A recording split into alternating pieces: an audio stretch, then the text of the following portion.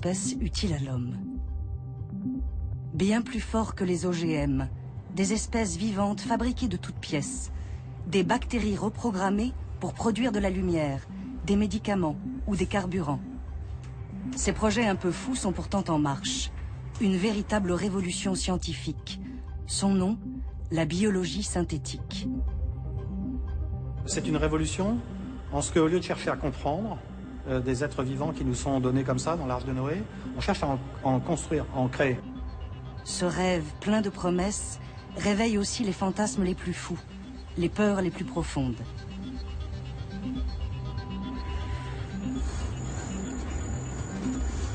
Cette nouvelle révolution industrielle utilise les formes de vie. Elle les traite comme des usines à fabriquer des nouveaux matériaux.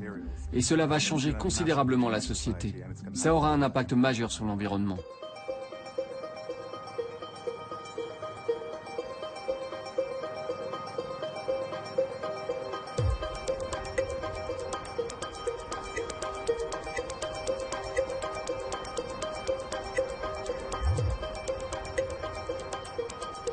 En Californie, une dizaine de compagnies ont déjà sauté le pas. Elles anticipent la fin du pétrole et des ressources fossiles. Leur nouvelle matière première, des organismes vivants. Les bactéries sont cultivées ici, dans cette cuve. On fait tout pour leur bonheur. Température, pression, tous les nutriments dont elles ont besoin. On a du sucre qu'elles adorent dans cette cuve. Et on leur en donne selon des cycles très précis. Elles sont heureuses et nous fabriquent le produit. Ce produit, fabriqué avec bonheur par des milliards de bactéries, c'est peut-être l'essence du futur. Du diesel bactérien, directement utilisable dans n'importe quel moteur actuel. Notre technologie nous permet de produire des carburants qui iront dans les avions, dans les voitures. Très clairement, l'objectif est de fournir tout le carburant dont la planète a besoin. Autant dire beaucoup. Les États-Unis consomment à eux seuls 350 milliards de barils de pétrole par an. Le diesel, c'est quelque chose comme 60 milliards. LS9 fait partie de ces nouvelles compagnies de biotechnologie qui ont vu le jour aux États-Unis grâce au progrès fulgurant de la biologie synthétique. Depuis environ 5 ans, des milliards de dollars sont investis pour développer ce nouveau mode de production, au potentiel vertigineux. Ce carburant est issu d'un procédé en une seule étape. Les organismes microscopiques, reprogrammés, transforment du simple sucre en carburant équivalent à celui qui sort des raffineries de pétrole. Ces bactéries si prolifiques n'existent pas dans la nature. Les ingénieurs du vivant ont réécrit leur ADN pour qu'elles exécutent une nouvelle fonction. Pour comprendre une telle prouesse technique, il faut remonter en 1953, quand Crick et Watson découvrent la structure de l'ADN en forme de double hélice. Il y a dans ce flacon une substance qui est plus précieuse que l'or, les diamants ou le pétrole du monde réunis. Cette substance, les Anglais l'appellent le DNA. Les Français, l'ADN, et les chimistes d'un nom un peu barbare, l'acide désoxyribonucléique. Suivant le point de vue auquel on se place, c'est une substance chimique inerte ou c'est déjà de la matière vivante. Quoi qu'il en soit, tout le mystère de la vie se trouve à l'intérieur de ces substances. Et ce flacon est un peu une boîte de Pandore qu'il vaut mieux refermer en attendant de vous expliquer pourquoi. Notre organisme est une extraordinaire addition de plusieurs milliers de milliards de cellules. Dans chaque cellule, un noyau contient toute l'information génétique qui détermine ce que nous sommes et ce que nous transmettons à notre descendance. Cette information génétique est stockée dans les chromosomes. Chaque chromosome est constitué de milliers de gènes, des phrases écrites avec les 4 lettres de l'alphabet de l'ADN, A, T, G, C. Ces molécules chimiques, on les appelle les bases. Ce sont les gènes qui détiennent le secret de fabrication des protéines, c'est-à-dire la machinerie qui permet de créer des cellules et de faire fonctionner notre organisme. La magie de l'ADN, c'est d'être un langage génétique universel, commun à tous les organismes vivants connus, de la plus petite bactérie constituée d'une seule cellule, aux végétaux, animaux et aux êtres humains qui comptent plusieurs milliards de cellules. Cet ADN, c'est d'abord une quantité colossale d'informations. Dès les années 70, les biologistes tentent de lire ce code de la vie. Ils commencent par séquencer des petits génomes, comme celui de la levure. Si vous vouliez présenter à cette échelle-là la totalité de la séquence du chromosome de la levure, il faudrait multiplier ceci par 50. Donc ça nous fait déjà 2,5 km du ruban de papier. Alors l'homme, il faudra multiplier encore plusieurs centaines de fois, donc ça fera plusieurs centaines de kilomètres. Mais il ne suffit pas de lire l'ADN, encore faut-il le comprendre. Pour traduire l'ADN, les chercheurs se lancent dès les années 70 dans une extraordinaire aventure, celle du génie génétique. Ils commencent à découvrir, parfois par hasard, la fonction de certains gènes. Ces expériences débouchent sur une découverte magistrale, la manipulation du code génétique.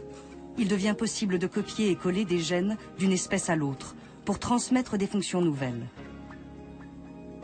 Jean Wessenbach est un pionnier du génome humain, l'auteur de la première carte de notre ADN. Il a accompagné toute l'aventure du génie génétique.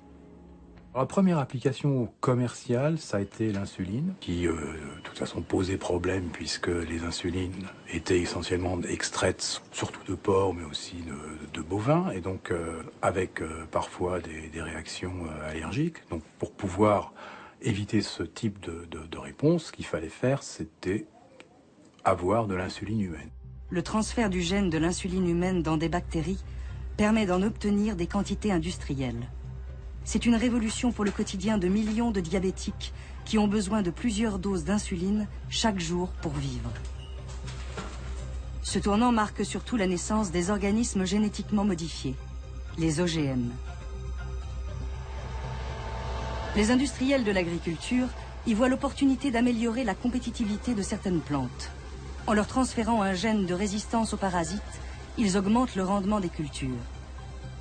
Ces manipulations du code génétique soulèvent un immense écho dans le public. Peut-on se permettre de toucher aux vivants? Ces expériences sont-elles sans risque pour la santé de l'homme et pour l'environnement? La première inquiétude est évidemment de faire, disons, de façon accidentelle, des bactéries qui allaient se propager sur toute la planète, qui allaient éradiquer toutes les espèces naturelles, qui allaient ou qui étaient carrément pathogènes pour, je ne sais pas, pour les plantes ou pour les humains. Et puis évidemment, il y avait d'autres utilisations similaires, non pas accidentelles mais délibérées. Ça aussi, ça a été une inquiétude à l'époque. D'ailleurs, on se demandait si effectivement on n'allait pas faire des monstres. Mais les scientifiques eux-mêmes se heurtent à des limites techniques. Ils peinent à transférer plus d'un gène ou deux d'une espèce à l'autre. 40 ans plus tard, et grâce à de nouveaux outils de pointe, la biologie synthétique ne veut plus seulement manipuler le vivant pour copier et coller d'infimes morceaux. Elle ambitionne, démesurément, de faire des constructions nouvelles de fragments d'ADN, de les assembler comme les pièces d'un Lego pour créer des espèces qui n'existent pas dans la nature. D'accord, donc c'est modulaire dans les modules de prélèvement exactement comme oui, vraiment. Philippe Marlière est l'un des précurseurs français de la biologie synthétique. Peut-être aussi l'un des plus visionnaires. On peut dire de la biologie synthétique qu'il s'agit d'une révolution culturelle. C'est une révolution en ce qu'au lieu de chercher à comprendre des êtres vivants qui nous sont donnés comme ça dans l'Arche de Noé, on cherche à en construire, à en créer. À l'origine de cette rupture avec la biologie traditionnelle, l'un des temples de la recherche mondiale, le fameux MIT, Massachusetts Institute of Technology, aux États-Unis. Toujours à la pointe de l'innovation. Des grandes premières technologiques, comme la micro-informatique dans les années 70. Et comme à l'époque, la révolution vient non pas des chercheurs, mais des ingénieurs. Pragmatiques, concrets, bricoleurs, ils sont capables d'inventer, fabriquer des machines vivantes, sans être spécialistes de la biologie. Pensez à une voiture. Imaginez que vous n'en ayez jamais vu de votre vie et que vous vouliez comprendre comment ça marche.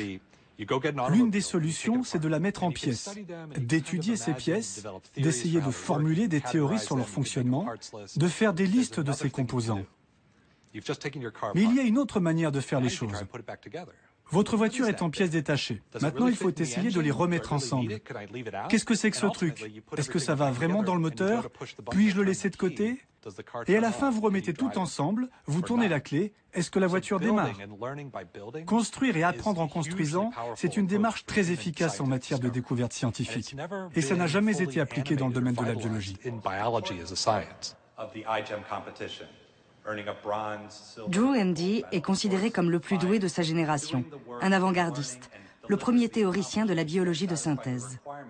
Dès 2005, il crée le premier cours de cette discipline. Ses élèves, des apprentis ingénieurs. Pour passionner les jeunes avec cette nouvelle approche de la biologie, il lance avec des collègues un grand concours de biologie synthétique, iGEM. Les participants d'iGEM doivent présenter au jury des machines biologiques, des machines vivantes. Pour les ingénieurs comme Drew Handy, la nature est une technologie comme une autre, une gigantesque caisse à outils de fonctions miraculeuses, comme la capacité qu'ont les plantes, par exemple, à transformer la lumière du soleil en énergie. Je suis un ingénieur. J'aime la biologie car elle fait partie de ce que nous sommes. Mais c'est aussi un outil de fabrication très puissant. Une feuille, pensez juste à une feuille d'une plante. C'est un panneau solaire auto-assemblé qui se recycle tout seul. C'est extraordinaire en fait et ça fonctionne vraiment. Donc imaginez si on pouvait reprogrammer des choses comme ça avec de tels pouvoirs. Ce qui fascine les ingénieurs, c'est de construire des machines complexes à partir de composants très simples et standardisés, comme les ordinateurs, véritable addition de processeurs, de mémoire, de nombreuses pièces détachées. Appliqué à la biologie, et grâce à une connaissance très approfondie des espèces vivantes, le défi est d'isoler sur l'ADN des fragments, des gènes, aux fonctions bien précises pour en faire des pièces standards et interchangeables, comme les briques d'un jeu de Lego. Une brique de Lego, c'est justement le trophée remis au vainqueur du concours iGEM.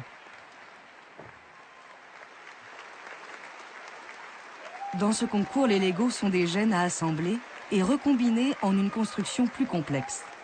Une véritable machine biologique.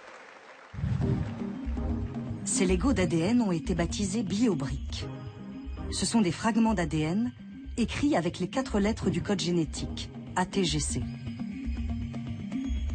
Ils ont tous une fonction bien précise. Par exemple, la luciole est dotée de plusieurs gènes qui la font briller dans l'obscurité. Pour copier ces gènes utiles, les techniciens recourent à un synthétiseur d'ADN.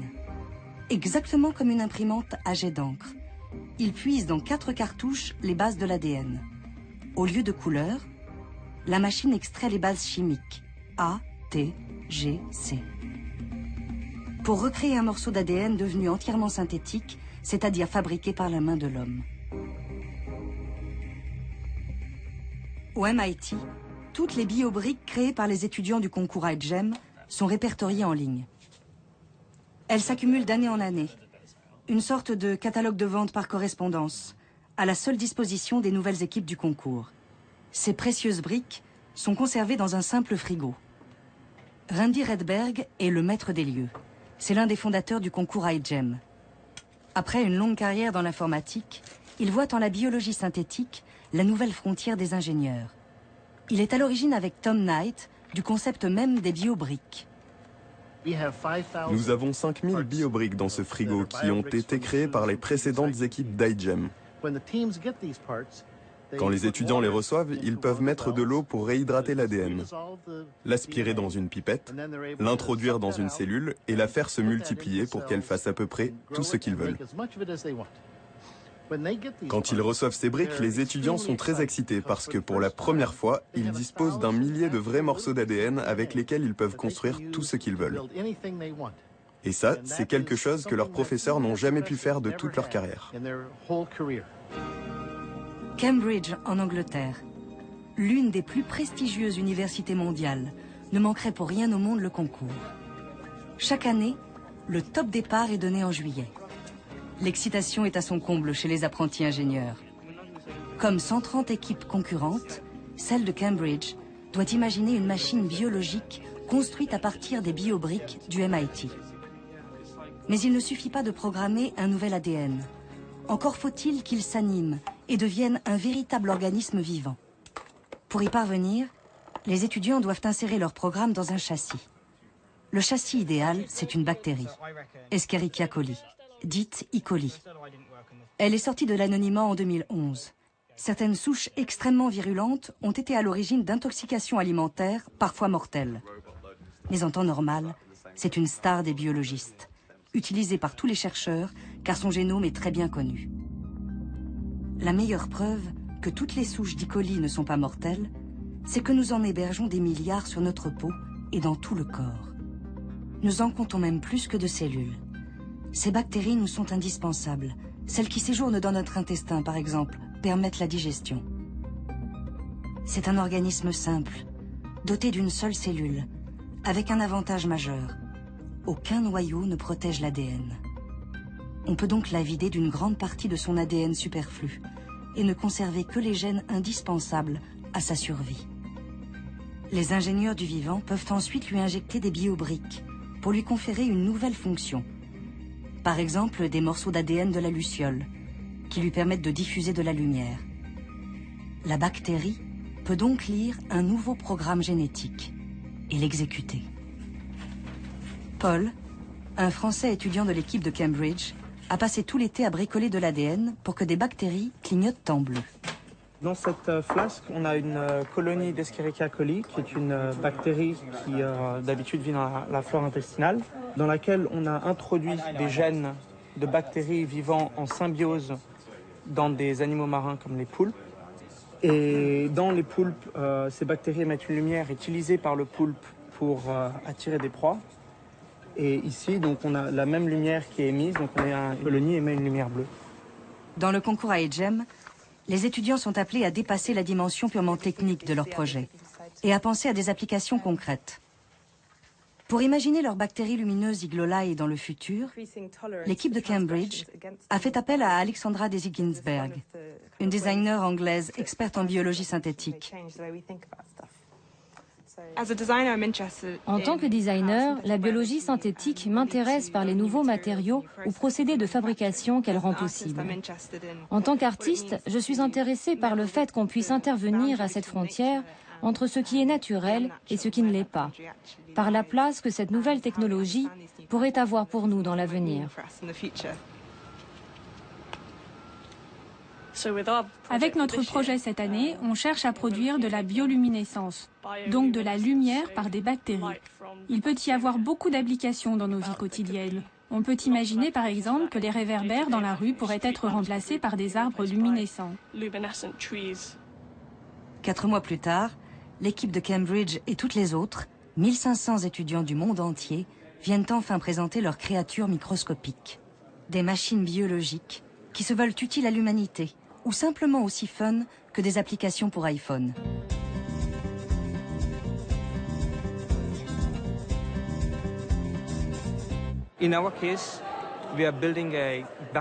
On a construit un système bactérien qui peut détecter les cellules cancéreuses. Pour les pays en développement, les systèmes de détection sont indispensables, mais doivent être accessibles. On s'est juste dit qu'on pouvait, avec un système bactérien, parvenir à la même efficacité qu'avec les technologies très coûteuses qui existent aujourd'hui.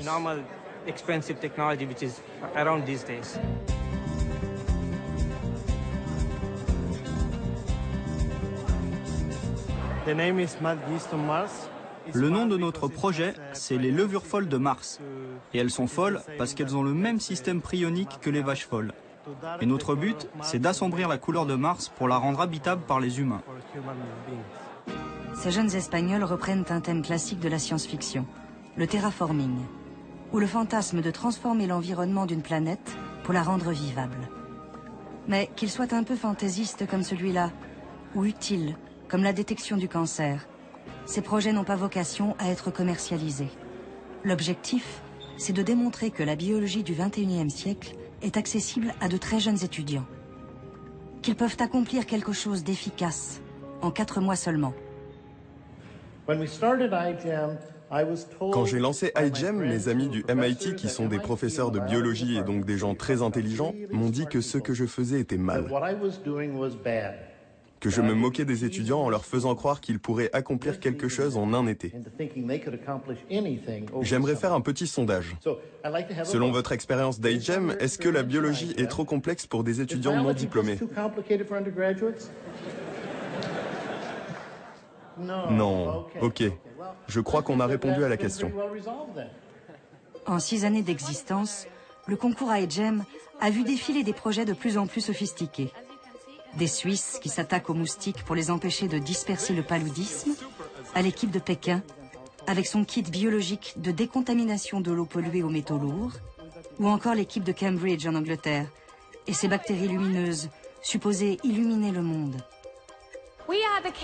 Nous sommes l'équipe iGEM de Cambridge et voici Iglolai. La lumière a fasciné les gens pendant des milliers d'années. Pourtant, la biologie synthétique ne s'est pas vraiment intéressée à sa production.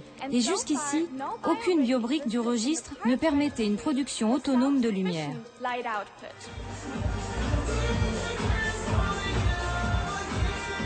Les participants au concours iGEM sont 2 fois plus nombreux chaque année. Tous séduits par ce mélange de fun, d'une apparente facilité et de résultats concrets qui est une manière radicalement nouvelle de faire de la biologie.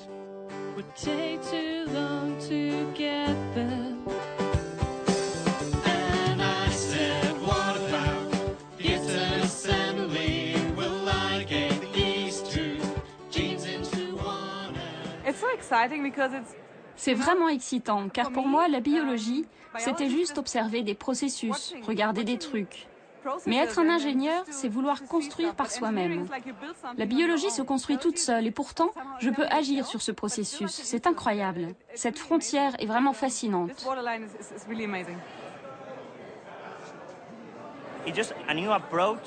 C'est une nouvelle approche pour faire la même chose plus vite et en mieux. En fait, c'est le génie génétique amélioré par les pièces biologiques standardisées qui sont très importantes. C'est la partie ingénieure de la compétition iGEM. Comment intégrer toutes les séquences d'ADN qu'on obtient dans les micro-organismes qu'on veut construire.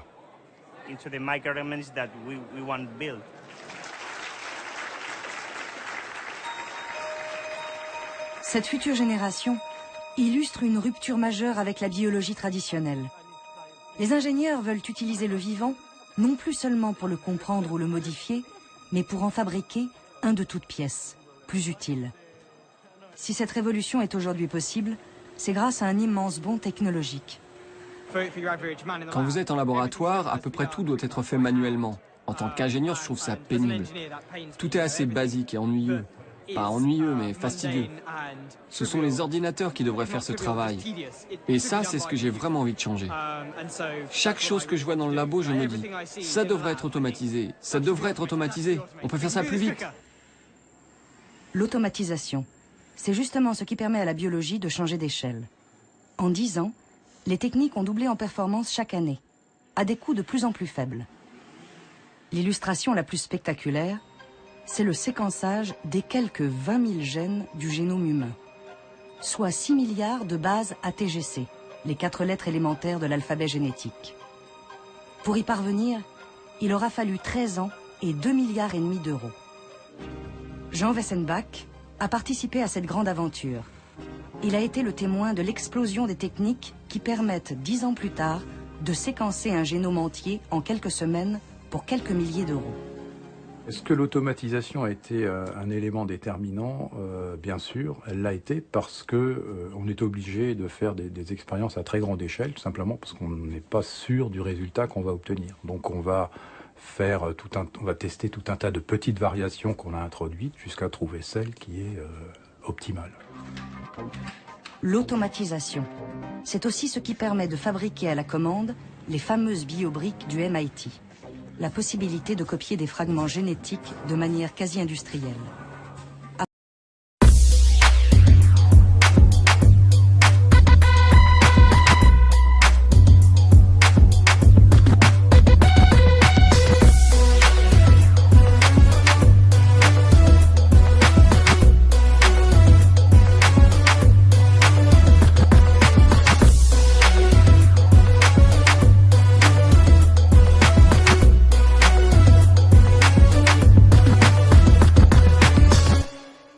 Après la chimie de synthèse, c'est l'avènement de la biologie de synthèse.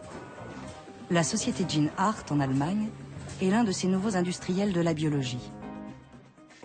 Dans ses locaux high-tech, 8 millions de bases synthétiques sont produites par mois. En fonction de la commande, un ordinateur dirige l'assemblage des bases A, T, G et C pour créer de toutes pièces un ADN artificiel. Les chercheurs peuvent commander des gènes complets sur Internet, les faire fabriquer sur mesure, à des tarifs de plus en plus abordables. 10 years ago, genes were about 10 to 20 times more costly. Il y a 10 ans, les gènes coûtaient 10 à 20 fois plus cher qu'aujourd'hui. Seuls quelques chercheurs pouvaient se permettre d'acheter des gènes synthétiques et même quand ils essayaient de les fabriquer eux-mêmes, ça leur coûtait très cher. Aujourd'hui, ils peuvent tout simplement les commander en ligne à un prix plus qu'acceptable, entre 500 et 1000 euros, au lieu de 20 ou 50 000 euros. Il y a 10 ans, ça prenait aux compagnies et aux chercheurs plusieurs mois pour fabriquer un gène. Aujourd'hui, on peut le faire en 5 jours. Cette démocratisation pose un évident problème de sécurité.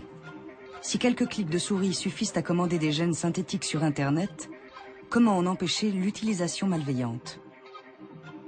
Selon Gene Hart, des contrôles stricts garantissent que les gènes synthétiques ne sont livrés qu'à des entreprises et laboratoires autorisés à les commander.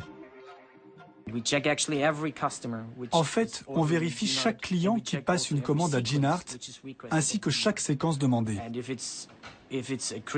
Si c'est une séquence douteuse, si elle peut être utilisée à mauvais escient ou si elle est référencée sur des listes, on demande la permission aux autorités du pays ou on refuse la commande.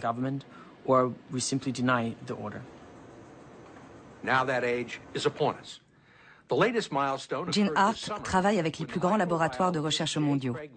Ils ont par exemple fourni toutes les biobriques qui ont permis de créer le premier génome synthétique complet de l'histoire. Cette prouesse technique est l'œuvre de Craig Venter, un scientifique réputé dans le monde des biotechnologies pour un ego, une audace et des moyens financiers considérables. Venter a mis 15 ans pour créer ce génome entier. Avec l'aide de puissantes machines, son équipe a pu assembler l'ADN complet d'une bactérie, avant de l'introduire dans un châssis, une autre bactérie vidée de son propre ADN. Ce nouvel organisme s'est animé et reproduit.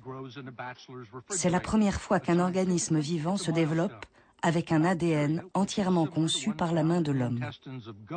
Craig Venter suscite des réactions très contrastées. Ses performances techniques impressionnent, mais son ambition assumée de créer la vie agace et inquiète. Parmi ses détracteurs, l'ETC Group, un comité de vigilance canadien qui analyse les conséquences des nouvelles technologies. C'est surtout un lanceur d'alerte. L'un de ses porte-paroles, Jim Thomas, un ancien de chez Greenpeace, craint que Venter n'ambitionne de contrôler l'industrie du vivant. On voit des sociétés comme Synthetic Genomics de Craig Venter, qui espère qu'il sera le Microsoft de la biologie synthétique, ou le Microsoft devrait-on dire. Ces gens essaient de verrouiller des positions incontournables et d'acquérir les techniques clés afin de contrôler la discipline tout entière. On a vu ça se produire avec les logiciels, avec les OGM, avec les nanotechnologies. Et maintenant, c'est en train de se produire pour la biologie synthétique. Comme l'informatique, la biologie synthétique veut conquérir le monde. Et d'ailleurs, le destin de ces deux disciplines est aujourd'hui intimement lié. Les progrès de la biologie synthétique dépendent étroitement de ceux de l'informatique, de l'augmentation constante de la puissance de calcul des ordinateurs. Le code génétique et le code informatique ont un point commun, une quantité colossale d'informations qui peuvent être traitées de plus en plus rapidement. L'analogie entre ces deux disciplines va encore plus loin. Dans les années 70, des jeunes fascinés par les débuts de l'informatique se retrouvaient sous le nom du Homebrew Computer Club dans leur garage pour tenter des expériences. C'est là que Steve Jobs, fondateur d'Apple, créa son premier ordinateur. La biologie synthétique exerce la même fascination aujourd'hui. Les jeunes passionnés par cette nouvelle discipline se sont regroupés sous le nom de Do-It-Yourself Biology, la biologie maison en quelque sorte. Surnommés les biohackers, en référence aux pirates informatiques, les hackers, ces étudiants sont souvent présentés comme des apprentis sorciers, bricolant de l'ADN dans leur garage. Ces amateurs sont surtout des passionnés de science et de technologie, de véritables champions de la débrouille. Avec une dizaine d'euros, Mac, Dan et Dakota ont mis au point un bioréacteur, une machine capable de cultiver des algues et d'en extraire du carburant.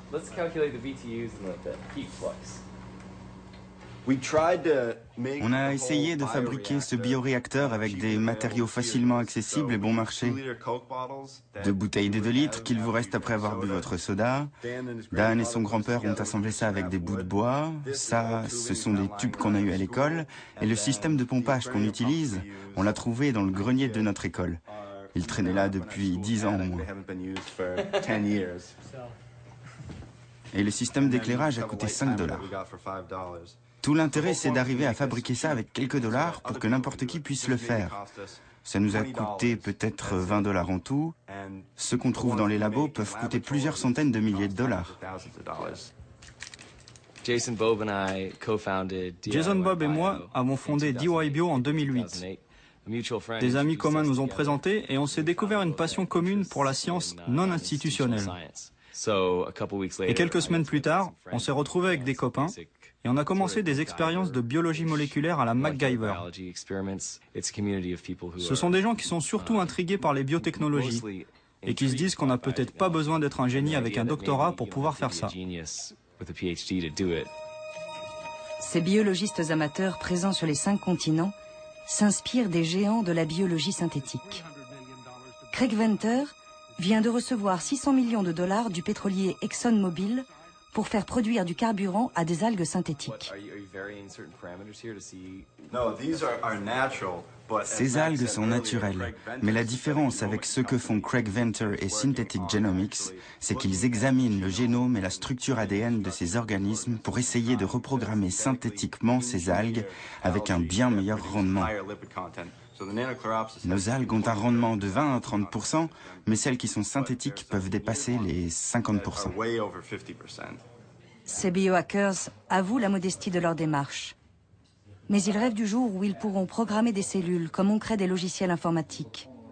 Une sophistication encore lointaine, selon Drew Handy lui-même, l'un des fondateurs de la biologie synthétique. On dit qu'on écrit des programmes ADN aujourd'hui, mais est-ce que ces programmes ressemblent à ceux qu'on met dans un ordinateur? Pas vraiment. Ça ressemble plus aux programmes que vous trouvez dans les jouets pour enfants. Un petit robot en Lego, par exemple, que vous programmez pour réagir à la lumière ou pas, bouger par là ou pas. C'est le genre de sophistication que nous avons avec nos programmes ADN aujourd'hui. Nous sommes au tout début de la programmation des cellules. Ce n'est pas comme les ordinateurs dans la sophistication, mais ça l'est dans l'ambition.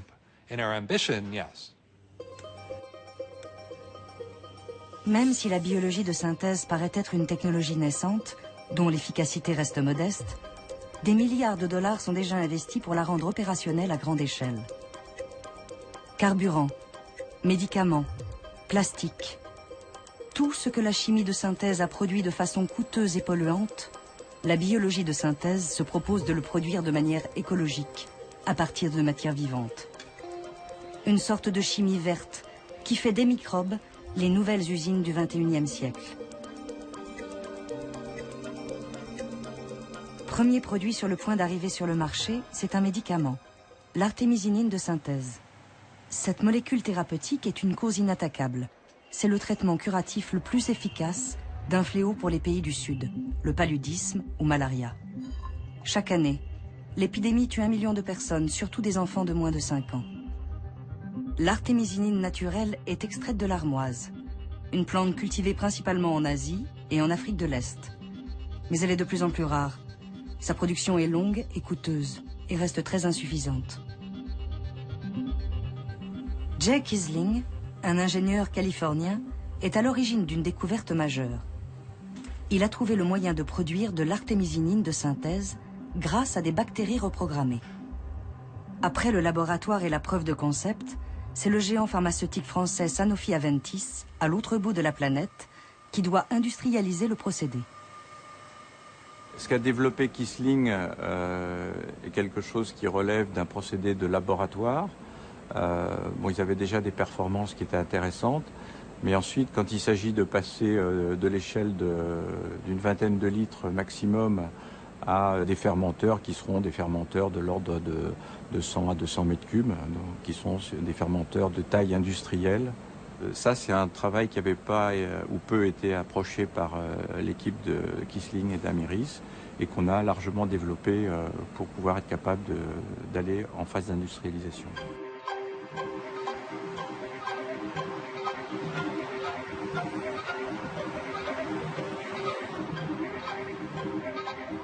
C'est donc en Californie, dans la baie de San Francisco, que l'histoire a commencé il y a 10 ans.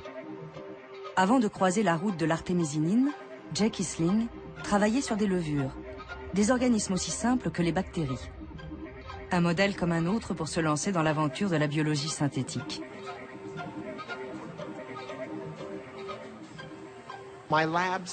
Avant ça, mon laboratoire a passé 10 ans à développer des outils pour transformer des levures et la bactérie E. coli.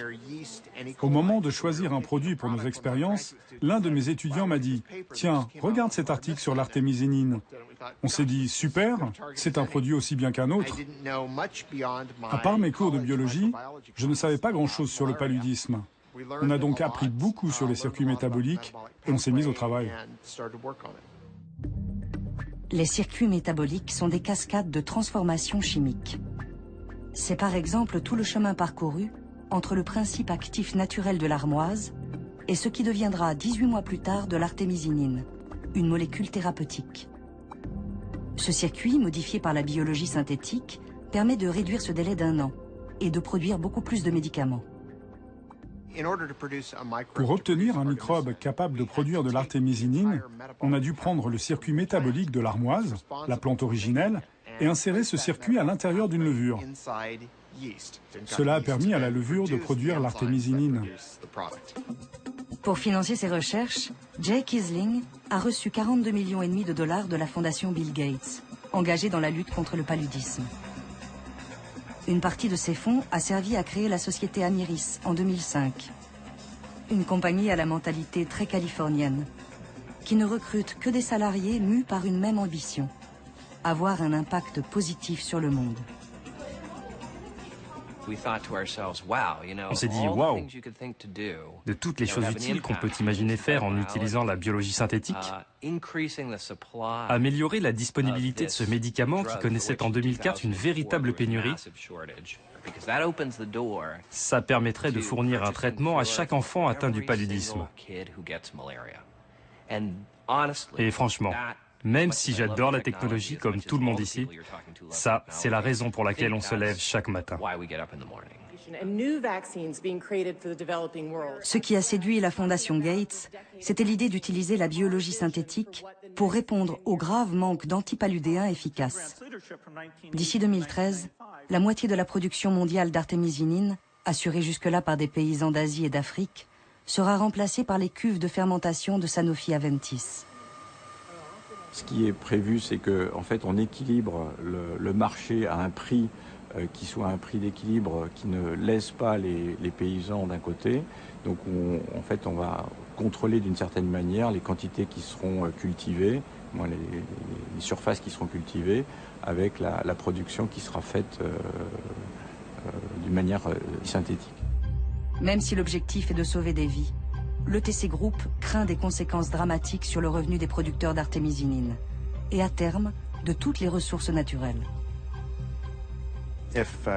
Si des sociétés comme Sanofi Aventis sont capables de produire de l'artémisinine dans des cuves, que ce soit à Berkeley ou en République tchèque, ça aura un effet majeur sur le mode de subsistance de ces paysans africains. Et ce n'est pas uniquement l'artémisinine. On voit les entreprises de biologie synthétique essayer de produire de la réglisse dans des cuves, de la vanille dans des cuves, du caoutchouc dans des cuves, toutes ces marchandises dont dépend la subsistance de vraies personnes.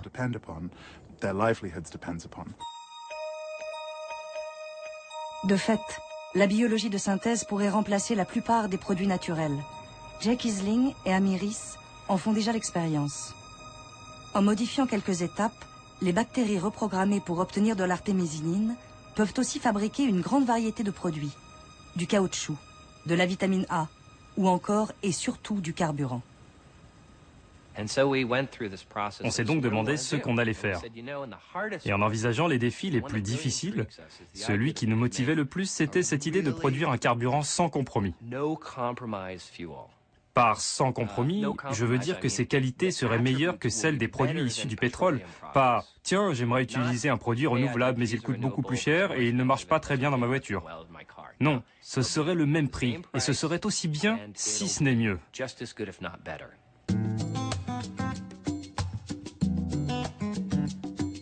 Avec la biologie synthétique, les compagnies pétrolières ont peut-être trouvé la réponse à l'après-pétrole. Leur nouveau pétrole, c'est la biomasse. Le bois, les plantes, les résidus végétaux et alimentaires. La biomasse englobe tout ce que la planète compte de matière vivante à convertir en énergie. Les biocarburants de première génération sont très critiqués car fabriqués à partir de ressources, comme les céréales ou la betterave. Des ressources alimentaires indispensables aux pays en développement. La biologie synthétique affirme qu'elle va régler ce problème en utilisant une autre biomasse pour nourrir ces bactéries reprogrammées, sans concurrence avec l'alimentation, comme les déchets végétaux. Mais pour les écologistes comme l'ETC Group, cet argument est un leurre. Quelle qu'elle soit, la biomasse n'est pas inépuisable. La surexploiter pourrait s'avérer catastrophique à long terme. Les nouvelles compagnies de biologie synthétique, comme Amyris, aiment à dire qu'ils participent à la nouvelle économie verte, qui va remplacer le pétrole par l'utilisation de la biomasse et des sucres.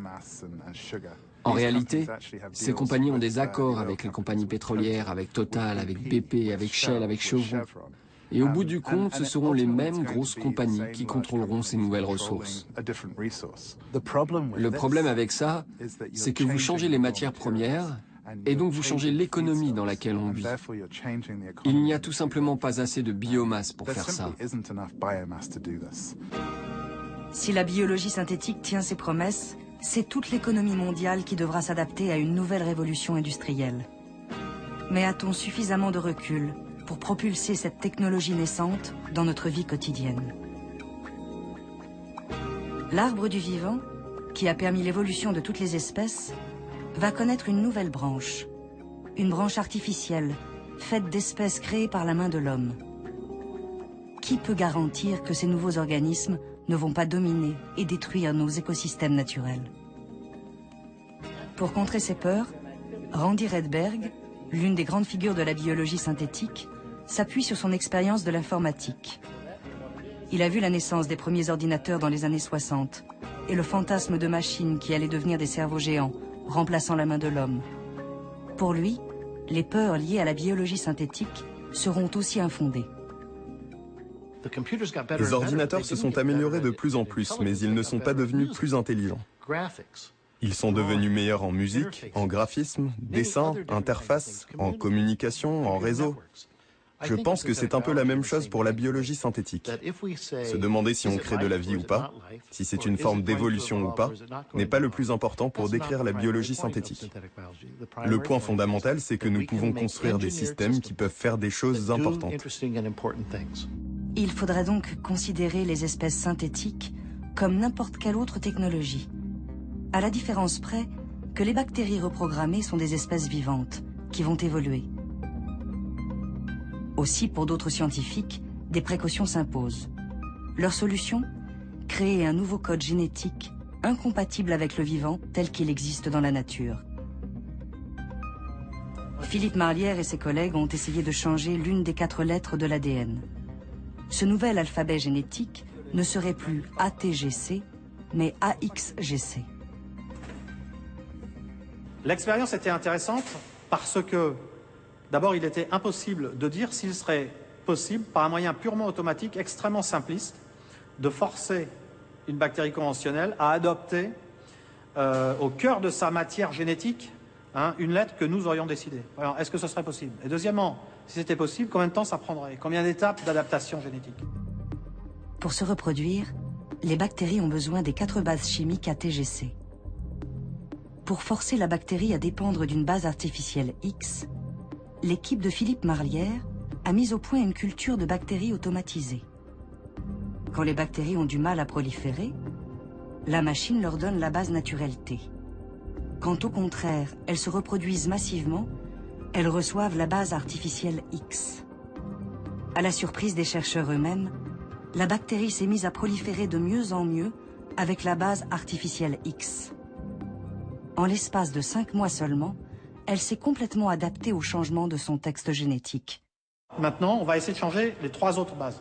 D'abord séparément, et puis ensuite on va essayer de les changer tout ensemble, de manière à s'éloigner le plus possible du vivant tel qu'on le connaît.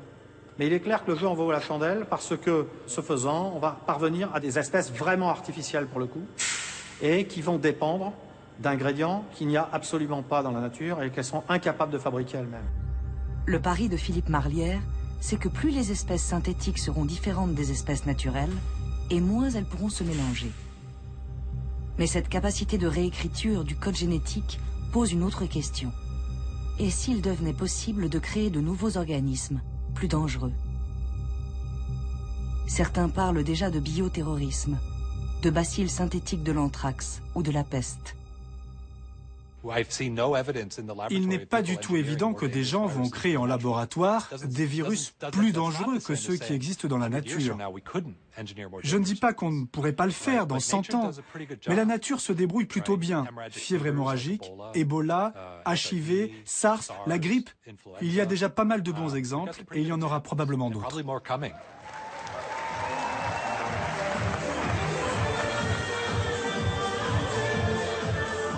Les jeunes d'iGEM, nos futurs biologistes synthétiques, n'ont pas peur de se projeter dans un futur peuplé de leur création bactérienne. 1, 2, 3. En 2009, l'équipe de Cambridge avait remporté le Grand Prix d'iGEM pour son projet Ichromai. Leurs bactéries synthétiques étaient capables de prendre plusieurs couleurs selon le contexte. La designer Daisy Ginsberg, déjà consultante pour l'équipe, avait imaginé plusieurs scénarios sur 100 ans, dans lesquels ces pigments bactériens pourraient remplacer les colorants alimentaires ou colorer le ciel en cas de pollution. Sa vision en 2049, c'est que de telles bactéries modifiées pourraient servir de système d'autodiagnostic pour toutes sortes de maladies. L'une des propositions, c'était cette idée qu'un jour, peut-être en 2049, ce serait socialement acceptable d'avaler Ichromai sous forme de yaourt à boire. Ces bactéries modifiées coloniseraient alors votre intestin pour surveiller les maladies.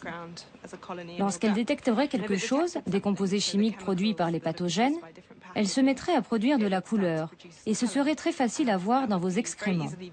Alors on a fait une valise d'excréments qu'on a emmenée à iGEM. Et certains ont trouvé ça vraiment dégoûtant. C'était un très bon moyen de tester les réactions des gens. D'autres ont trouvé que c'était une idée géniale. Mais peut-être que l'on n'est pas encore tout à fait prêt pour ça.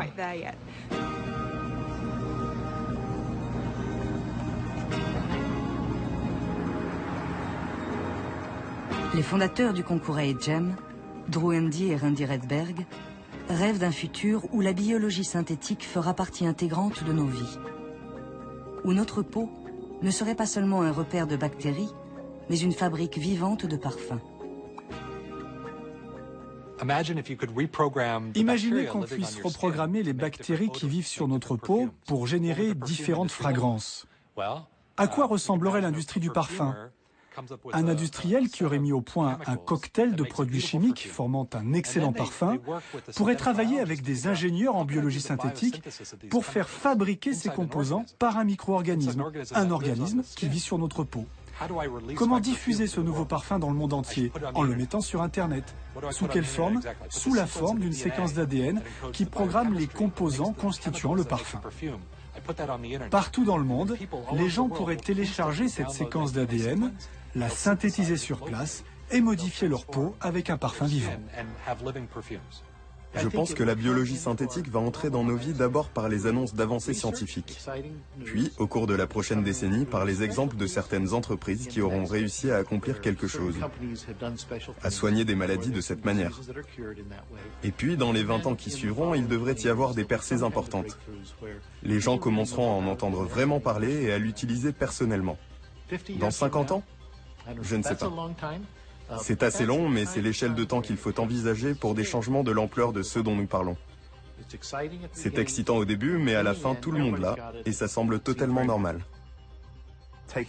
Propulser sur le marché une technologie dont on sait très peu de choses, sans aucun contrôle, régulation ou surveillance, c'est la recette d'un désastre. Car quand cette industrie va rencontrer des problèmes et que quelque chose va aller de travers, comme ça va inévitablement être le cas, ce sera à large échelle, ici, dans le vrai monde, et pas seulement en laboratoire. La biologie synthétique, comme le reste des biotechnologies, sont des domaines si mouvants, au potentiel si bouleversant, que leur portée ne peut s'envisager que sur plusieurs décennies. Et pourtant, de demi-siècle en demi-siècle, même si la science dépasse les obstacles techniques, les questions fondamentales demeurent. En 1962, le biologiste visionnaire Jean Rostand s'interrogeait déjà sur le devenir de l'ADN, le DNA en anglais, comme on l'appelait à l'époque. Mais il est certain que par un moyen ou par un autre, les chimistes finiront par modifier le DNA. Ils feront une sorte d'industrie du DNA, comme on fait l'industrie des matières plastiques. On fera des super DNA. On finira par falsifier le DNA naturel, par le frelater en y introduisant des molécules étrangères. Et alors vous voyez tout ce que cela ouvre d'espoir, de perspectives pour l'homme, et aussi, disons-le, d'inquiétude. Je vous avoue que pour ma part, car un biologiste a quand même le droit d'être un homme, je doute que l'homme soit actuellement mûr pour prendre en main la commande chimique de son destin. Mais le sera-t-il jamais? À l'étude la semaine prochaine, une maladie dont le traitement reste toujours difficile, la maladie de Lyme. Mais pour l'heure, place à une réflexion pleine d'humour sur l'homme, sa libido et une certaine petite pilule magique.